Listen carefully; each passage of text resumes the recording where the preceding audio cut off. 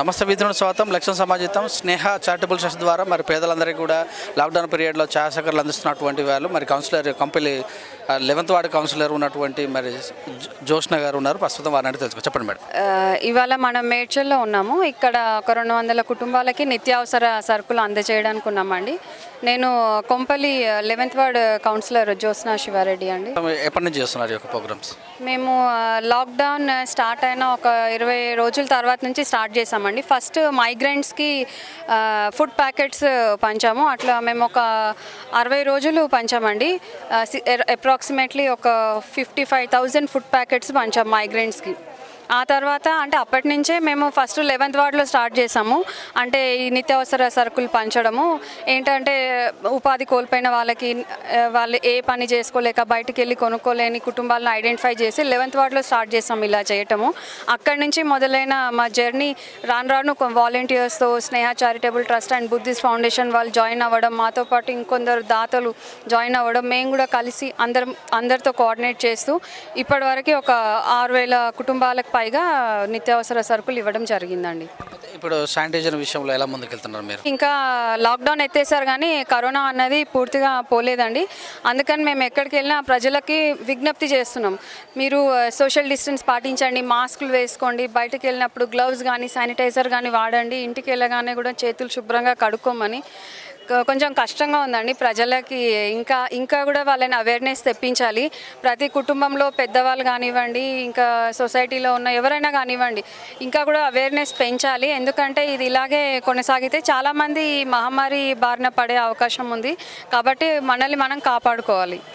ఈ లాక్డౌన్ సడలించారు కొంచెం వరకు, 3వ టర్మ్ నడుస్తుంది, నైట్ కూడా ఎత్తేసారు, పండుగలు కూడా వస్తున్నాయి. మరి ప్రజలకు ఎక్కడికక్కడ కరోనా పెరుగుతూనే ఉంది. దీన్ని అప్రమత్తంగా ఉంచడానికి మీ దగ్గర ఏమైనా ఆలోచన? అప్రమత్తం అంటే ఒక్కటే అండి, మనల్ని మనం కాపాడుకోవడం. అంటే ఎవరిని వాళ్ళు కాపాడుకుంటే ఇంకొకరికి రాదు. అంటే ఇప్పుడు ఒకరికి వచ్చింది అనుకోండి, వాళ్ళని ఐసోలేట్ చేసుకొని ఇంకొకరికి అది మన ద్వారా ఇంకొకరికి రాకుండా మనమే కేర్ఫుల్గా ఉండాలి. వచ్చిన వాళ్ళే కాకుండా మిగతా కుటుంబ సభ్యులు కూడా వాళ్ళని జాగ్రత్తగా చూసుకుంటూ వాళ్ళకి కావాల్సిన హెల్దీ ఫుడ్ ఇస్తూ బయట తిరగకుండా వాళ్ళ ద్వారా ఇంకొకరికి రాకుండా it is a social responsibility అండి.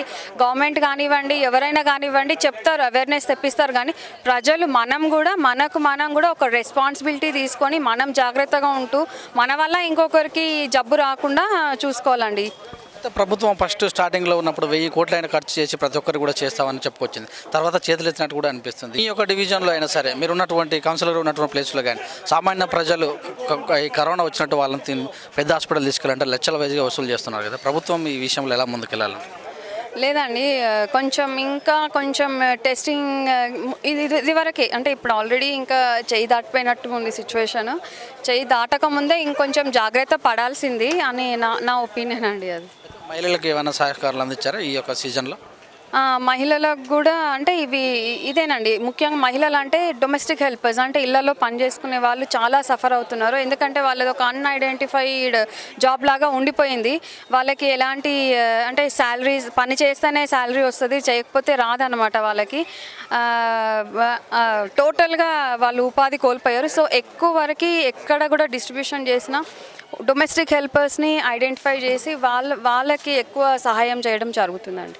ఎక్కడైనా అపనష్టాలు ఇద్దాం అనుకున్న సమయంలో ప్రజలంతా గుంపు కొడుతున్నారు, అసలు విషయాన్ని మర్చిపోతారు. సోషల్ డిస్టెన్స్ లేకపోతే కరోనా వస్తున్న విషయాన్ని మర్చిపోతారు. మరి ఎక్కడెక్కడ జరుగుతున్నటువంటి సంఘటనలు మీ దృష్టికి వస్తే మీరు ఎలాగ చెప్తున్నారు వాళ్ళకి? మేము సాధ్యమైనంత వరకు చెప్తూనే ఉన్నామండి. ఇప్పుడు ఇక్కడ కూడా మనం మేడ్చల్లో ఉన్నాము గ్రాసరీస్ డిస్ట్రిబ్యూట్ చేయడానికి. ఫస్ట్ నుంచి మనం గేట్ ఓపెన్ చేసినప్పటి నుంచి ఇక్కడ చెప్తూనే ఉన్నాము, దూరంగా నిల్చోండి, శానిటైజర్ మాస్క్ వేసుకోండి, క్రౌడెడ్ ఉండొద్దు అని చెప్తున్నాము. కాకపోతే ప్రజలు కూడా కొంచెం వాళ్ళు కూడా వాళ్ళ సొంతంగా కూడా పాటించాలి, మనకి జబ్బు రావద్దు అని వాళ్ళు కూడా అనుకోవాలి. అంటే చెప్పేవాళ్ళు చెప్పడం వరకే ఉంటుంది. మనం చెప్తున్నాము అంటే మెయింటైన్ చేయిస్తున్నాము, మళ్ళీ ఎండ్ ఆఫ్ ది డే వాళ్ళు ఒక చోటికి వచ్చేస్తున్నారు. అలా చేసుకోవద్దండి, ఎందుకంటే ఈ కరోనా వల్ల మనందరం ఎఫెక్ట్ అవుతాం. జాగ్రత్తగా ఉండాలని చెప్తున్నాను. ప్రజాప్రతినిధులు అంటే ఎక్కడ కారు తిన్నా సరే లేదా ఆఫీస్ ఉన్నా సరే ఇంటి దగ్గర కూడా ప్రజల సమస్యలతో వస్తుంటారు. మరి ఈ యొక్క కోవిడ్ పీరియడ్లో మీరు ఎలాంటి జాగ్రత్తలు తీసుకుంటారు, వాళ్ళని ఎలా కలుస్తున్నారు? నేను జాగ్రత్తగా ఉంటున్నానండి. నేను శానిటైజర్, మాస్క్లు, ఎక్కడైనా వెళ్తే గ్లవ్స్, సోషల్ డిస్టెన్సింగ్ పాటిస్తున్నాము. సోషల్ డిస్టెన్సింగ్ దగ్గరనే ఇంకొంచెం ఇబ్బంది ఎదురవుతుంది. ఒక్కసారిగా మనం ఎంత కేర్ఫుల్గా ఉన్నా, ఎంత ప్రయత్నం చేసినా కొన్ని చోట్ల ఇంకా మనం అవుట్ ఆఫ్ కంట్రోల్ వెళ్ళిపోతున్నారు. సో వాళ్ళని కంట్రోల్ చేయాలండి, ఇంకా అప్రమత్తం చేయాలి. అయితే ఈ యొక్క వారియర్లో, ఈ కోవిడ్ వారియర్లో పోలీసులు, మరి డాక్టర్సు, విలేకరులు వీళ్ళందరూ కూడా చాలా జిహెచ్ఎంసీ సిబ్బంది కూడా వాళ్ళ ప్రాణాలు తెగించి కష్టపడుతున్నారు. వాళ్ళ కోసం మీరు ఏమైనా? అవునండి, ఫస్ట్ నేను ఈ ప్రోగ్రామ్ స్టార్ట్ చేసిందే కొంపల్లి మున్సిపాలిటీ మన మున్సిపాలిటీ ఎంప్లాయీస్తోని.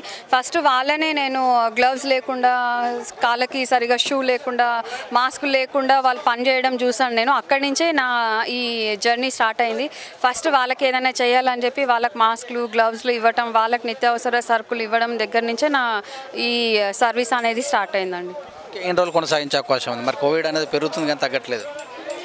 పెరుగుతుంది, ఇంకా ఇది అందరూ అంటున్నట్టే we have to live with it, we have to live with corona. జాగ్రత్త పడుతూ మన ఇన్నర్ ఇమ్యూనిటీ కూడా పెంచుకోవడానికి ట్రై చేయాలండి. ప్రాపర్గా ఫుడ్ తీసుకోవడం, ప్రాపర్గా వాటర్ తాగటం, డిహైడ్రేషన్ అవ్వకుండా చూసుకోవటం. ఇంకా ఇవి అంటే కొన్ని మనం సొసైటీతో కలిసి తీసుకునే కేర్ఫుల్లే కాకుండా మనం ఇండివిజువల్గా యాజ్ ఎ పర్సన్ ఎంత హెల్తీగా ఉన్నామా అనేది కూడా ఇంపార్టెంట్.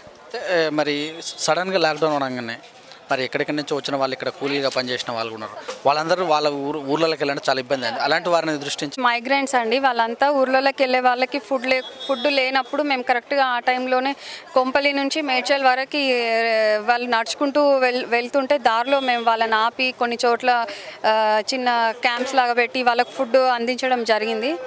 కొందరికి అంటే అప్పుడు లారీస్లో వెళ్తున్నారండి మేడ్చల్ రింగ్ రోడ్ దగ్గర, కండ్లకోయ దగ్గర.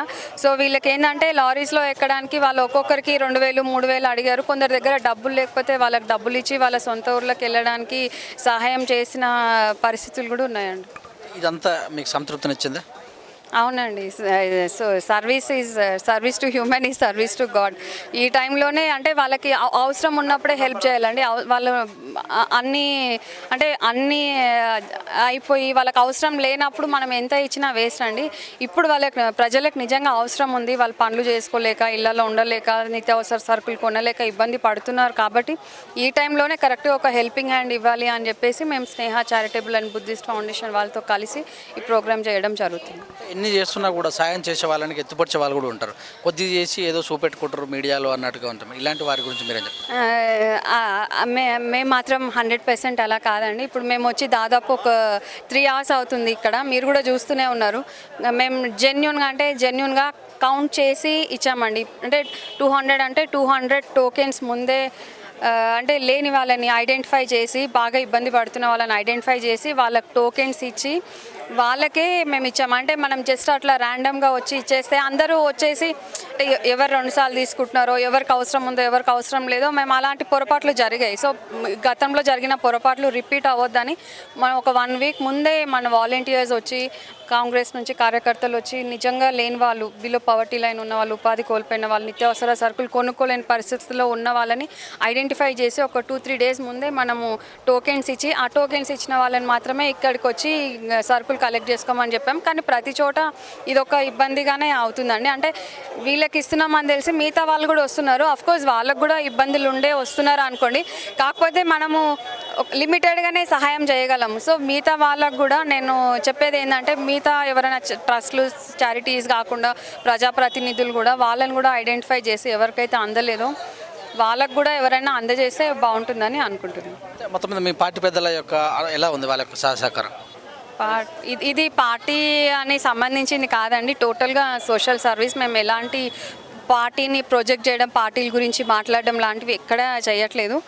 కార్యకర్తల్ని కూడా ఎందుకని చెప్పానంటే, ఇప్పుడు నేను మాకంటే ఎక్కడికన్నా ఇప్పుడు ఇక్కడికి వచ్చాం మేడ్చల్లో మేము డైరెక్ట్గా వెళ్ళి ఎవరు లేని వాళ్ళు, ఎవరు ఉన్నవాళ్ళు, ఉపాధి ఉన్నవాళ్ళు, లేని వాళ్ళని నేను డైరెక్ట్గా అనుకోలేను. కాబట్టి ఇక్కడ మా కాంటాక్ట్లో ఉన్న కార్యకర్తల సహాయం తీసుకున్నాం అంతేగాని ఏ పార్టీకి సంబంధించింది కాదు. పార్టీలకి, ప్రాంతాలకి అతీతంగా చేస్తున్న సర్వీస్ అండి ఇది.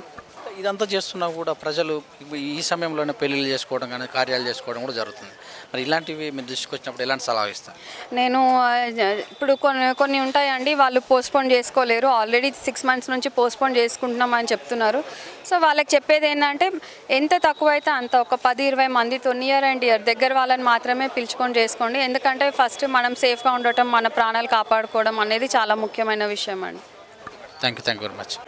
మేడ్చల్ మున్సిపాలిటీ 23వ వార్డు వార్డు పరిధిలో నిరుపేదలకు మన కుంపల్లి మున్సిపల్ కౌన్సిలర్ శ్రీమతి సోదరిమణి జ్యోత్స్నా శివారెడ్డి గారు మన Sneha charitable trust Buddhist foundation వారి ఆధ్వర్యంలో 200 నిరుపేద కుటుంబాలకు నిత్యావసర సరుకులు పంపిణీ చేయడం జరిగింది.